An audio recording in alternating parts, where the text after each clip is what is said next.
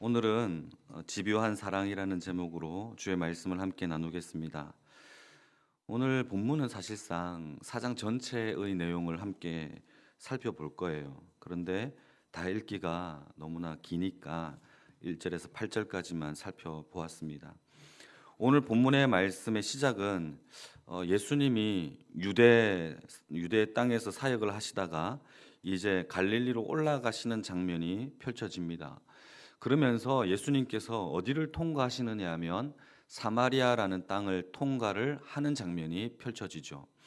유대 땅과 또 갈릴리 이 사이에 이 거리는 그렇게 멀지는 않아요. 그런데 유대인들은 갈릴리로 갈 때에 사마리아 땅을 거치지 않습니다. 그 길을 통과하지 않고 그를 회유하여서 다른 여리고를 지나서 요단강을 건너서 올라가는 것이 유대인들에게 있어 통상적인 길의 방법이었죠. 그러니까 유대 땅과 갈릴리에서 이 가는 길의 방법은 두 가지 길이 있었어요. 하나는 유대 광야를 지나서 사마리아를 건너서 갈릴리로 가는 첫 번째 길이 있고, 두 번째는 그걸 회유하여서 여리고를 지나 요단강을 건너서 다시 갈릴리로 들어가는 그런 길이 두 가지가 있었죠.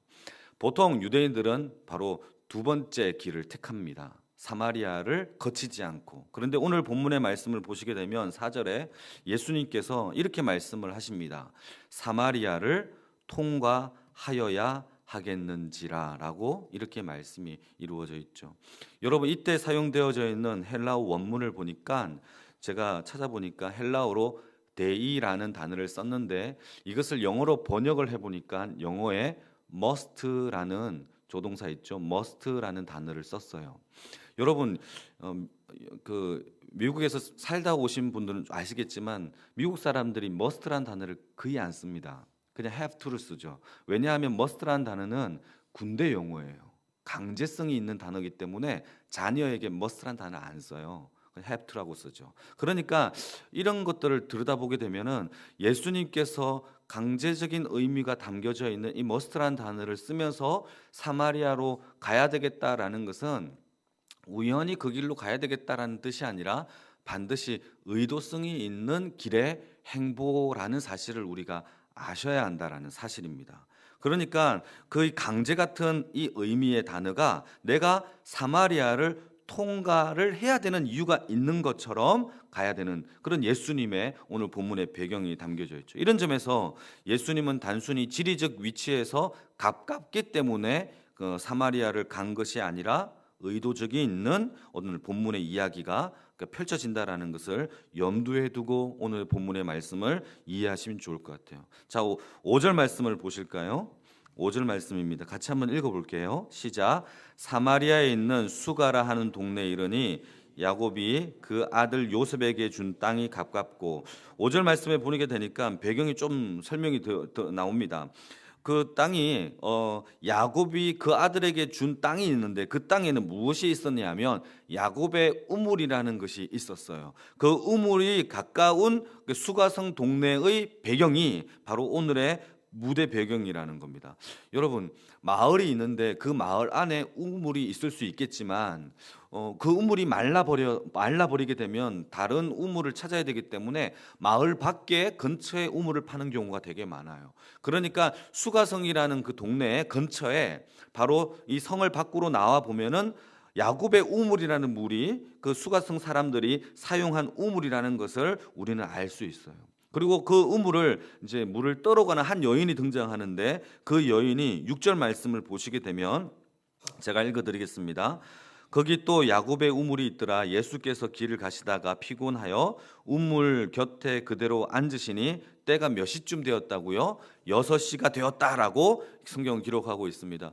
유대인의 시간 속에서 6시라는 이 배경은 매우 중요해요. 왜냐하면 이 6시라는 배경은 우리의 시간으로 따지면 낮 12시예요. 그리고 낮 1시 사이를 그들의 시간에 있어서 6시쯤 된다라는 거죠. 그러니까 가장 뜨거운 날씨, 정오에 햇빛이 쨍쨍 비치는 그 날씨가 그 시간이 바로 6시라는 것이죠. 그때 7절 말씀을 보시게 되면 사마리아 여자 한 사람이 물을 기르러 왔다라는 거예요. 그러면서 예수님과의 만남이 이루어지죠. 그때 예수님이 물을 달라라고 하는 장면이 오늘의 배경입니다. 여러분 이게 좀 이미지가 그려지시죠? 그런데 이것이 우리나라 사람, 다시 말해서 이방 사람들에게는 이 배경이 문제가 없어 보여요. 그러나 유대인들의 시각으로 보게 되면 이 배경은 굉장히 이상한 구석이 되게 많아요. 왜 이렇게 하지? 이해가 안 되네. 왜냐하면 첫 번째, 여자가 물을 기르러 왔었을 때 혼자 왔다라는 것은 이 중동 지역이나 이스라엘 백성들에게 있어서는 좀 이해가 안 되는 상황이라는 거죠. 물을 길르러 갔었을 때 성 밖에 있는 이 우물은 여자 혼자 가서 물을 뜨는 법은 거의 없습니다. 삼삼오오 모여서 함께 물을 떠러 가는 것이 유대인의 관습이에요.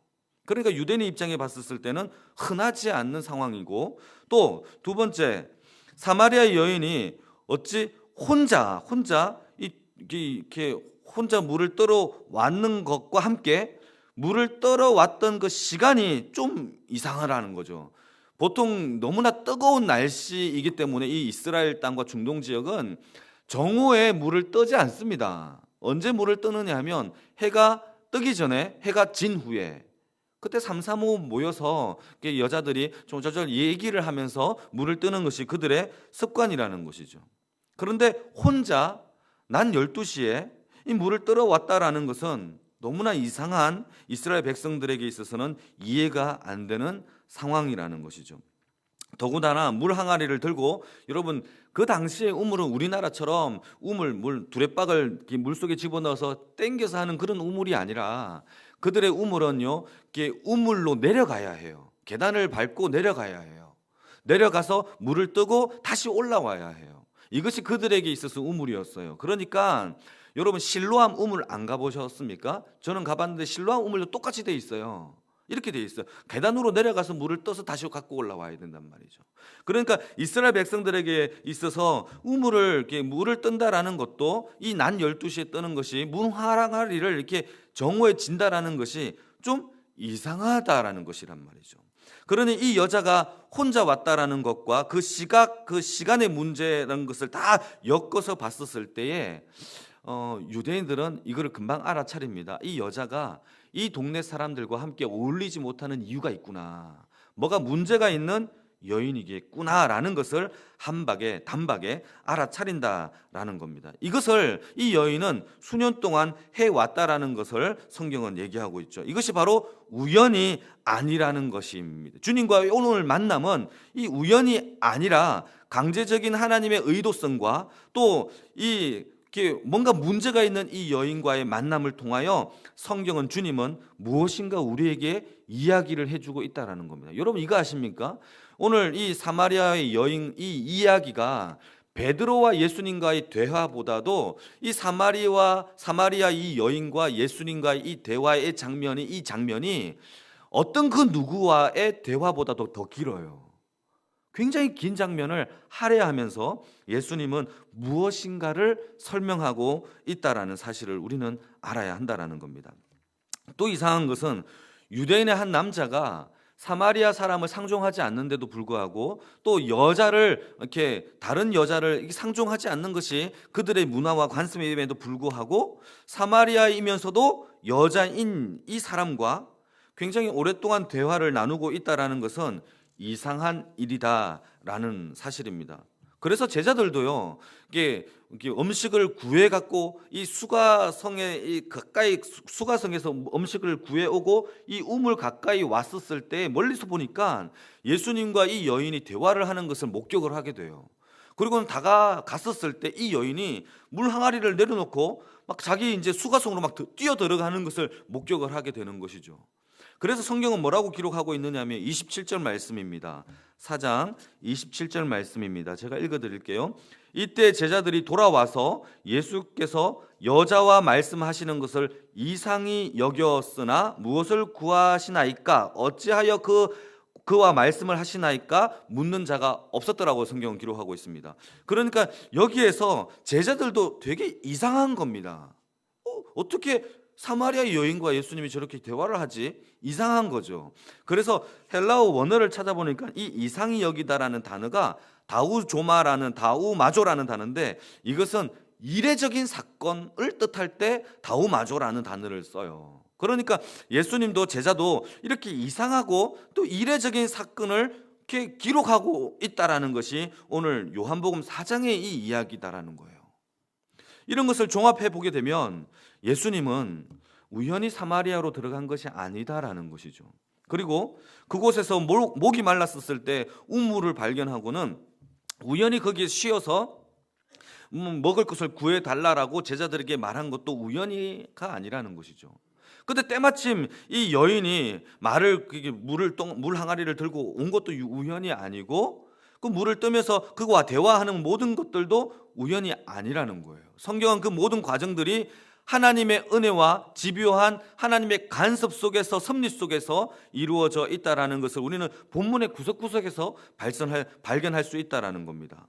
여러분, 오늘 주님은 이 본문을 통하여 이 여인과 반드시 이 무언가를 대화를 나누어야 했고, 이 대화 속에서 하나님께서 이루시고자 하는 하나님의 사랑이 우리는 오늘 본문을 통하여 발견되어지기를 주님의 이름으로 축복합니다. 예수님은 이미 사마리아로 오기로 작정을 했죠. 들어가야 하겠는지라. 그리고 한 영혼을 향하여 집요한 그 사랑이 사마리아로 주님이 그 땅으로 밟게 하셨고, 그 여인을 찾아 헤매어서 우물가에 앉아 쉬셨고, 그 여인을 만나 그 여인이 오기를 기다렸고, 그 만나서 그 여인을 항복시키는 장면이 오늘의 본문에 여러분 사건 뒤에 배경 속에 깔려있는 하나님의 사랑과 은혜와 구원의 이야기가 우리 눈에 들어오기를 주님의 이름으로 축복합니다. 어쩌면 오늘 저와 여러분들의 구원도 예수님의 이 집요한 사랑과 구원의 능력과 하나님의 그 관심과 섭리 속에 저와 여러분들이 있었기 때문에 오늘의 이 자리에 저와 여러분들이 있는 거죠. 여러분들이 이렇게 뭔가 뛰어나서 이 자리에 주님 앞에 구원받고 주님을 주로 고백할 수 있다라고 착각하시지 마시라는 겁니다. 여러분, 은혜라는 단어가 헬라어로 카리스라는 단어예요. 이 카리스의 동사형이 뭔지 아십니까? 카리조마입니다. 은혜라는 단어가 카리스인데 이 카리스의 동사형이 카리조마인데 카리조마의 뜻이 무엇인지 아십니까?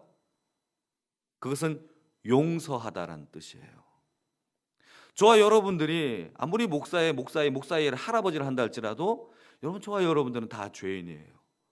전부 다 저와 여러분들은 하나님의 은혜 안에 있고, 카리조마이, 은혜의 동사, 은혜하다가 우리가 용서함을 받았기 때문에 저와 여러분들이 오늘 이 자리에 있고 주님을 경배할 수 있다라는 겁니다. 오늘 우연히 벌어지는 사건처럼 보여지는 우리의 모든 일상생활 속에서 하나님은 우리를 사랑하시고 집요한 사랑 속에 저와 여러분들을 오늘 이끌어가고 있다라는 사실을 제발 그 사건 뒤에 있는 하나님의 사랑을 발견하시기를 주님의 이름으로 축복합니다. 그것을 잡고 사셔야죠. 그러면 오늘 본문에서 이야기하고자 하는 것이, 저는 오늘 두 가지로 좀 설명하고자 하는데, 그 이야기가 뭐냐? 여러분, 오늘 이 제자들이 보기에는 이례적인 사건이라는 거죠. 그래서 더 이상 물어보지 않습니다. 그러면서 하는 말이 31절 말씀을 보시게 되면은 같이 한번 읽어볼까요? 이제 그 모든 과정들을 이제 설명했으니까 31절입니다. 시작. 그 사이에 제자들이 청하여 이르되 랍비여 잡소서. 음식을 구해 왔어요. 주님께서 배고프다고 하니까 제자들이, 스승님이 배고프니까 수가성에서 음식을 들고 와서 다가오면서 보니까 한 여인과 대화하는 장면을 보고 감히 말하는 자가 없었어요. 그러면서 주님, 우리가 음식을 구해 왔습니다. 잡수세요라고 이렇게 말을 하니까 32절 말씀, 이게 핵심입니다. 같이 한번 읽어보겠습니다. 시작. 이르시되 내게는 너희가 알지 못하는 먹을 양식이 있느니라. 여러분, 오늘 이 사마리아의 여인, 상처받고 아무도 알아주지 아니하고 어쩌면 외톨이이고 다 버린, 어쩌면 혼자 이렇게 사람과 어울리지 못하는 그 문제가 투성인 이 여인에게 예수님과의 모든 대화 속에서 주님은 먹을 음식에 대한 이야기에 포커스를 맞추는 것이 아니라 32절 말씀에 보시게 되면 다른 양식에, 먹을 음식에 대하여 포커스를 맞추고 있다는 것이죠. 다시 말해서 주님은 이렇게 제자들에게 배고프다라고 했던 이 배고픔이 사마리아와 여인과의 대화 속에서 다른 영적인 배고픔으로 해석하고 있다는 사실을 아셔야 한다는 거죠. 32절을 통하여 여러분 너희가 알지 못하는 양식이 있느니라 라고 하니까 제자들이 하는 말이 이렇게 얘기하면 그 뒤를 보시게 되면 그 여인이 먹을 것을 줬나 보다, 누군가가 먹을 것을 줬나 보다 라고 그렇게 생각을 해요. 무슨 말인지 여러분 뒤에 이해되시죠? 여러분 33절입니다. 33절 시작. 제자들이 서로 말하되 누가 잡수실 것을 갖다 드렸는가 보다 라고 이야기를 해요. 그러나 주님께서는 먹을 음식에 대한 이야기를 하고 있는 게 아니라 다른 영적인 양식에 대하여 이야기하고자 하는 것입니다. 여러분 오늘의 이야기는 바로 이거예요. 주님께서 배고파서 한 사마리아 한 성에 들어갑니다.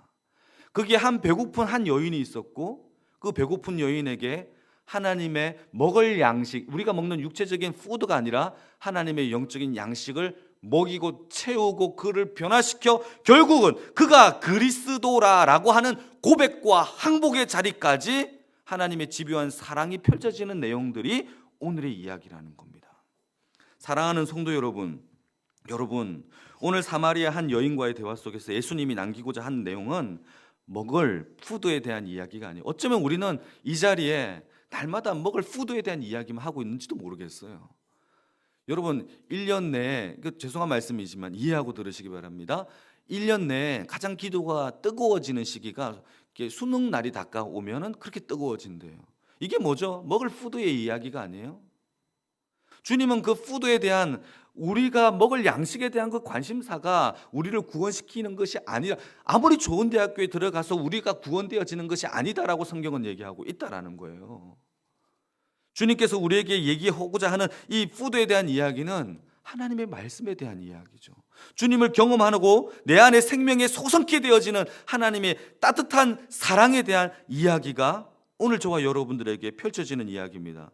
한 사마리아 여인의 배고파하는 한 영혼에 대한 갈급함, 정말 상처에 매여 있는 그 여인의 배고픔을 통하여 주님은 그를 어떻게 채우시느냐, 바로 오늘 그 이야기를 좀 하려고 한다라는 겁니다. 여러분 무엇으로 그 여인이 채워졌느냐? 여러분 그 단서가 요한복음 21장에 등장합니다. 여러분 요한복음 21장을 제가 읽어드리겠습니다. 요한복음 21장 15절 말씀을 제가 읽어드리겠습니다. 마지막 베드로와의 이야기 가운데서 펼쳐지는 이야기입니다. 제가 읽어드리겠습니다.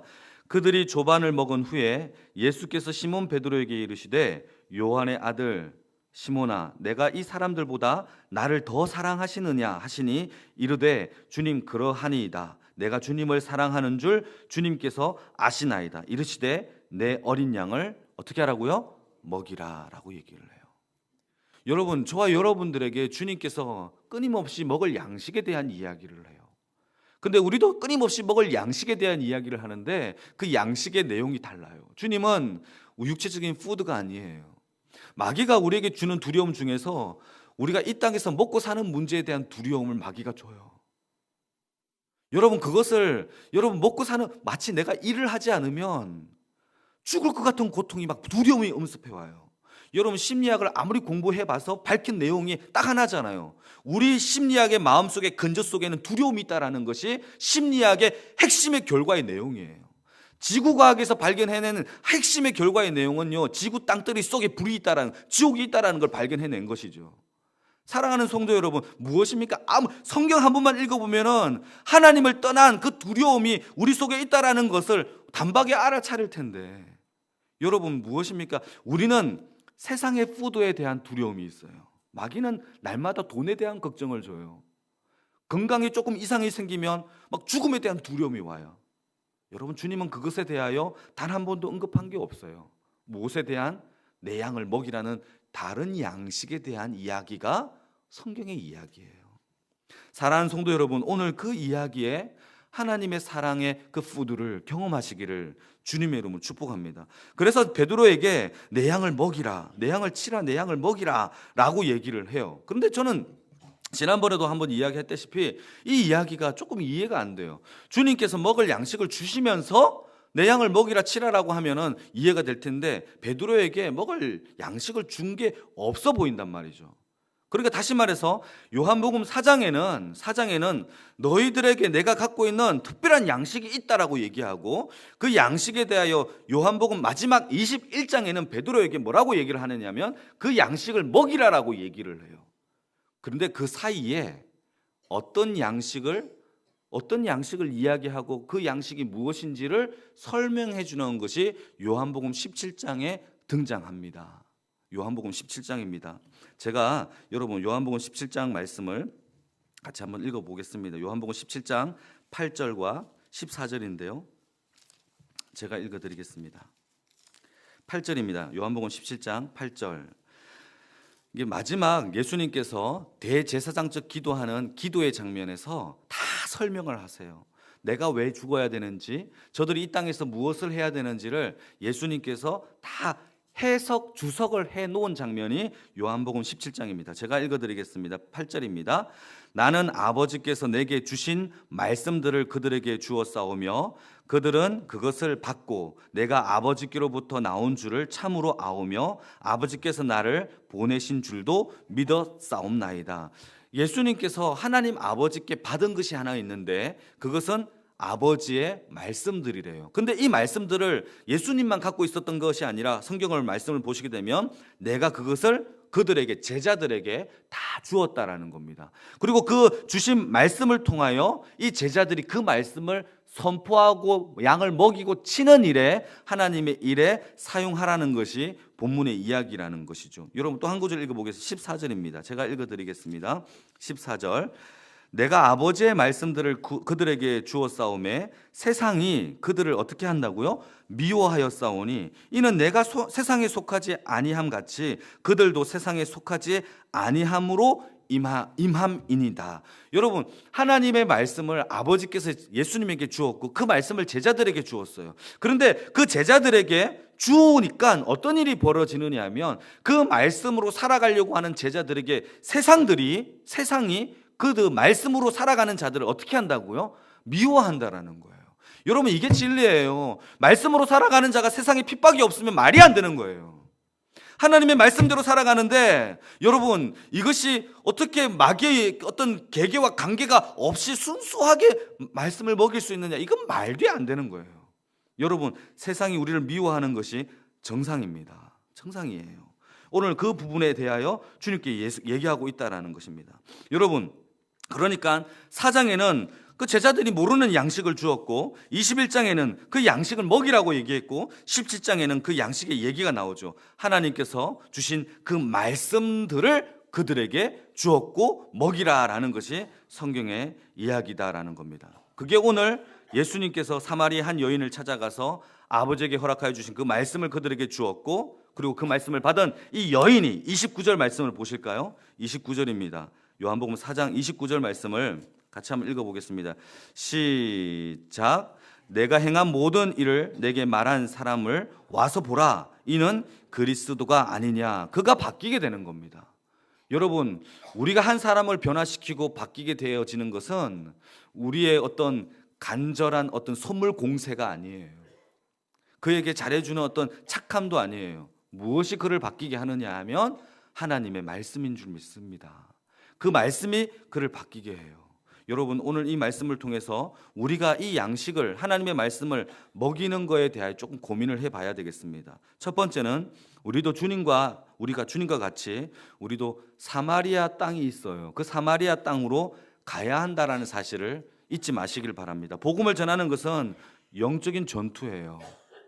여러분 복음을 전할 때마다 마음이 꿋꿋하게 닫혀져 있는 것을 저는 경험하게 돼요. 여러분 주님은 결코 우연하게 사람을 양식을 먹이는 일이, 그런 일은 전혀 없습니다. 우리가 하나님의 양식, 하나님의 복음을 전할 때 우연하게 전했다, 이건 아니에요. 우리가 하나님 앞에 그 양식의 영적인 전투를 벌일 작정을 각오하고 나아가야 하는 것이 복음의 사역이에요. 여러분 주님이 저와 여러분들을 부르실 때 양어장의 주인으로 부른 게 절대 아니라는 겁니다. 하나님의 복음을 전파하는 업으로 부르셨어요. 무작위로 하나님의 말씀을 던지는 거예요. 하나님의 그 말씀을 던져서 그 말씀 가운데 낚아내는 것이 어부의 사명이라는 것이에요. 사람을 낚는 사람이에요. 십자가의 사건을 보실까요? 예수님은요 아무도 그 길을 가지 않는 그 길을 걸어가셨어요. 예수님이 그토록 하나님 아버지 기도하시면서 가능하시다면 내 잔을 내게서 떠나게 해달라고 왜 그렇게 기도했을까요? 여러분, 육체적인 고통이 그렇게 강했기 때문에 이렇게 해석하는 사람들이 있더라고요. 육체적인 고통이 강한 죽음에 대한 두려움 때문에. 주님은요, 죄가 없으신 분이에요. 그러니까 죽음에 대한 두려움이 없어요. 주님은 무엇에 대한 두려움이 있었냐면 하나님과의 단절에 대한 두려움이죠. 여러분, 주님이 우리 대신 십자가에 지신다는 것은 우리 대신 죄를 짊어지시는 거예요. 그것은 무슨 뜻이냐면 바로 하나님 아버지와의 단절이에요. 그래서 주님께서는 이렇게 외치는 거예요. 눈물을 흐느끼면서 아버지 어찌하여 나를 버리셨나이까, 이렇게 외치는 것이 바로 죄의 단절, 죽음에 대한 단절, 이것이 바로 그 예수님이 아버지 가능하시다면 이 잔을 내게서 옮겨달라고 그토록 외쳤다라는 사실입니다. 여러분, 제가 기도학교 선상기도회에 가서 강사 목사님을 통해서 이렇게 은혜 받은 한 문장이 있어요. 그 문장이 뭐냐면, 여러분 가보신 분들은 아시겠지만 잠시 좀 나누자면은, 이스라엘 백성들이 블레셋 전투에서, 그 모든 블레셋 전투에서 져요. 하나님을 배신하고 하나님 앞에 우상을 섬기기 시작하죠. 그때 블레셋 사람들에게 지게 됩니다. 수많은 사람들이 죽게 돼요. 그때 무엇을 빼앗기느냐 하면 법궤를 빼앗겨요. 그리고 이 법궤가 어디로 들어가느냐 하면 블레셋 진영 속에 들어가게 됩니다. 그런데 이 블레셋 진영 속에 들어간 이 법궤, 하나님의 법궤를 거기에서 블레셋 진영 속에 들어가서 건져내 올 사람이 한 명도 없었어요. 하나님이 찾으시는 단 한 사람, 제사장, 지금으로 얘기하면 목사, 장로, 전도사, 아무리 얘기해도 한 명도 그 법궤를 다시 들어가서 구해낼 사람이 한 명도 없어요. 그래서 하나님이 누구를 쓰시는지 아세요? 암소를 써요. 암소. 그것도 새끼를 낳은 암소를 써요. 새끼는요, 저 우리 속에서 엄마 자꾸 울고 있고요, 그 새끼를 뒤로 한 채 하나님의 법궤를 이스라엘 땅으로 다시 돌려야 했기에 그 암소가 울면서, 성경에 보면 울면서 베세메스로 올라갔다로 성경 기록하고 있어요. 누구를 써요? 미물인 암소를 써요. 아무도 안 가니까. 여러분, 아무도 안 가는 사마리아에 오늘 저와 여러분들이 가셔야 해요. 그게 복음이에요. 여러분, 우리는 화려한 조명 속에 예루살렘 성전에만 있으려고 해요. 그러나 주님이 정작 죽으신 찬양의 제사의 입술에 고백이 있었던 장소는 골고다의 언덕이었어요. 그곳에 빛이 있었고요, 그곳에 생명이 있었고요, 그곳에서 생명수가 시작되더라고요. 우리는 화려한 조명 속에 예루살렘 성전에서 건엄하게 있으려고만 해요. 아니에요. 아무도 가지 않으니까 암소라는 이 미물을 통하여 이스라엘 백성들을 하나님의 법궤를 돌이키게 하는 주의 하나님의 은혜로 사용하시는 것을 보게 되죠. 여기서 끝나는 것이 아니라 이 암소는요, 이스라엘 백성들의 그 범죄로 인하여 희생 제물로 드려서 죽게 돼요. 그것이 마치 십자가의 사건과 같다라는 거죠. 아무도 십자가의 길을 걷지 않아요. 아무도 사마리아의 길을 통과하려고 하지 않아요. 그들의 백성들에게 하나님의 생명을 가르쳐 주려고 하지 않아요. 누가 가죠? 주님이 가야 하겠다라고 얘기하며 거기에 상처받고 영혼이 어렵고 힘든 고난 속에 있는 한 여인에게 주의 생명의 양식을 나누어 자는 장면이 바로 오늘의 본문이라는 거죠. 그 땅에 친히 예수님이 사마리아 땅으로 들어가셨고 그곳에 생명의 나눔의 역사가 벌어졌어요. 사랑하는 성도 여러분, 오늘 저와 여러분들도 그 생명의 사랑의 나눔에 사마리아의 땅을 걸어가시는 주의 백성이 되기를 주님의 이름으로 축복합니다. 두 번째는요, 이 양식을 먹이는 방법을 주목해 보면 좋아요. 이 양식을 먹이는 방법이 하나님의 집요한 사랑에 있다라는 거예요. 그래서 오늘 제목을 집요한 사랑이라고 제목을 달았어요. 여러분, 이 사마리아 여인과의 대화는 조금 전에 얘기했다시피 유례없는 사건이고 유례없는 긴 대화문으로 이루어지고 있어요. 베드로나 요한도 이렇게 대화를 하지 못했어요. 그러나 성경 가운데 7절부터 26절까지 정말 친절하리만큼 자세하게 기록되고 있는 이 대화 속에서 우리가 발견할 수 있는 것은 바로 하나님의 사랑이라는 것입니다. 도무지 그 여인의 마음, 사마리아의 여인이 문을 열 그런 마음이 전혀 없는 그 여인에게 주님은 차근차근 그 여인에게 대화와 주의 사랑과 말씀의 양식으로 문을 열기 시작하죠. 여러분, 복음 전도가 그 정도 그렇게 어려워요. 굳건하게 닫혀 있어요. 교회에 대한 부정적인 생각들이 굉장히 많아요. 주님의 사랑 아무리 얘기해도 니나 믿으라 이렇게 얘기하는 것이 세상 사람들의 그 마음이에요. 그러나 여러분, 그 강제적으로 그 문을 열 수 있을까요? 제가 어릴 때 정말 실수한 것 중에 하나가, 교회를 나오라고 하면 달란트를 준다고 하길래 달란트를 받고 싶어서 나보다 힘이 약한 애를 때리면서 데리고 왔어요. 여러분, 그 친구가 저 때문에 주님을 제대로 믿을까요? 여러분, 강제로 그 사람의 마음을 문을 열 수 있을까요? 여러분들이 보스예요. 어떤 기업의 회장입니다. 부하 직원들 다 가라고 해서 갈 수는 있겠지만 마음 문을 열 수 있겠어요? 그럴 수 없어요. 여러분, 마음 문을 여는 것은요, 오직 하나님의 말씀, 주님의 은혜밖에 없어요. 그 은혜를 깨닫는 자가 열려지게 되어진다라는 겁니다. 여러분, 예수님은 하나님이시기 때문에 그 여인을 강제적으로 문을 열 수 있을 것이다라고 생각할 수 있잖아요. 그러나 주님께서 우리에게 허락하여 주신 이 구원의 역사는요, 여러분, 강제로 이루어지는 법이 단 한 번도 없어요. 오직 하나님은 우리의 인격을 통하여 믿음으로 역사하게 하신다는 사실입니다. 이 본문이 여러분 달란트 비유에 잘 나와 있어요. 달란트 비유를 보시게 되면 한 달란트 받은 사람이 뭐라고 얘기를 하느냐면, 우리 주인을 자기가 생각하기에 이렇게 생각해요. 우리 주인은 정말 굳은 사람이라서 심지 않은 데서 거두고 해치지 않은 데서 모으는 줄 내가 알았다라고 얘기하면서 그렇게 고백을 해요. 이게 도대체 무슨 뜻이냐면 이런 뜻이에요. 우리 주인은 대단한 분이라서 굳이 내가 일을 하지 않아도 이것에 대하여 강제적으로 그 기적을 베풀어서 5달란트 더 벌게 해라. 그럼 5달란트 갑자기 생기고 6달란트 생기라. 6달란트 생기고, 그렇게 뿌리지 않고 심지 않아도 해치지 않아도 하나님은 다 모으시잖아요. 대단한 능력을 가진 주인이신데 내가 굳이 왜 일을 해야 됩니까? 차라리 땅속에 묻어두겠습니다 라고 했던 것이 바로 한 달란트 받은 그 사람의 신앙의 모습이었다라는 거예요. 여러분, 주님은요 그렇게 일을 하지 않는다라는 거예요. 가장 나약한 한 영혼을 통해서도 그 인격을 통하여 하나님이 역사하고 계신다는 사실을 잊지 마시길 바랍니다. 여러분 자녀들에게 강제로 주님을 믿으라고 해도 안 믿어요. 어떻게 해요? 인격을 주님을 만나게 해야 하는 것밖에 없다라는 거예요. 그게 집요한 사랑이에요. 사랑하는 성도 여러분, 두 번째는요, 바로 그 집요한 방법에 있어요.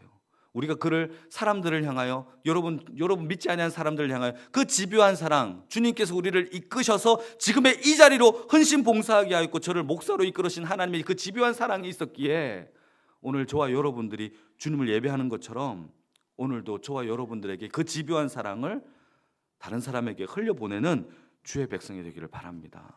한 달란트 받은 사람처럼 이렇게 얘기하면 안 돼요. 주님 기적으로 그 사람 바뀌실 수 있잖아요. 그게 아니에요. 우리의 기도와 눈물 뿌린 헌신과 사랑의 집요함으로 인하여 한 영혼이 바뀌는 그 은혜가 저와 여러분들이 되시기를 바랍니다. 예수님도 친히 자신의 영광의 자리를 버리시죠. 그리고 죄인의 자리까지 오셔서 죄인된 저와 여러분들을 붙잡아 주십니다. 여러분, 한 사람이 구원을 받고 주님께 돌아온다라는 것은요, 어떤 뜻이냐면 우리는 다 죄인이에요. 마귀에게 묶여 있어요. 다시 말해서 마귀의 죄의 창고 속에 갇혀 있는 그 영혼을, 그 창고 문을 뚫고 들어가서 결박되어 있는 죄의 권세를 다 해치고 그 사람을 건져내서 그 창고 밖으로 나와서 마귀에게서 떠나보내게 하는 것이 바로 구원이라는 거예요. 우리 주님이 그렇게 하셨다라는 거예요. 그러니까 한 사람을 구원하는 것은 영적인 전쟁이에요. 우리가 집요한 사랑 없이는 불가능한 거예요. 다른 방법으로는 그 구원이 있을 수가 없어요. 그러니까 오늘 저와 여러분들에게 그 집요한 사랑을 받았습니까? 그럼 우리도 그 집요한 사랑을 흘려보낼 수 있는 주의 백성이 되어야 한다는 거죠. 그 사랑이 있었기에 오늘 29절에 그가 뭐라고 얘기하죠? 그가 그리스도입니다 라고 얘기합니다. 예수라는 것은 just name이죠. 예수라는 것은 이름입니다. 그리스도라고 고백한 것은요, 예수가 한 일, 두 일을 얘기하는 거예요.